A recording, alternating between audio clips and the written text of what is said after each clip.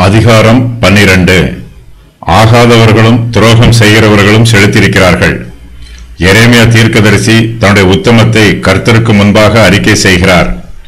துன்மார்க்கருடைய பொல்லாப்புகள் எல்லாம் முடிவுக்கு வரவேண்டும் என்று ஜெபிக்கிறார். கர்த்தர் எரேமியா தீர்க்கதரிசியை கடிந்து கொள்கிறார். எரேமியா துன்மார்க்கருடைய செழிப்பான வாழ்க்கையை பார்த்து மனம் தளர்ந்து போய்விடக்கூடாது. தேவனுடைய இஸ்ரவேல் ஜனத்தார் இப்போது வேதனையிலும் உபத்திரவத்திலும் இருக்கிறார்கள். அவர்களுடைய தேசம் பாழாய்ப்போய் இருக்கிறது. கர்த்தருடைய ஜனத்திற்கு அவருடைய இரக்கம் கிடைக்கும். இஸ்ரவேலின் சத்துருக்கள் மீது தேவனுடைய கோபம் வரும். அவர்களும் கர்த்தருடைய பிள்ளைகளோடு ஐக்கியமாய் இருந்தால் அவர்களுக்கும் கர்த்தர் கொடுக்கும் ஆசீர்வாதங்களில் பங்கு இருக்கும்.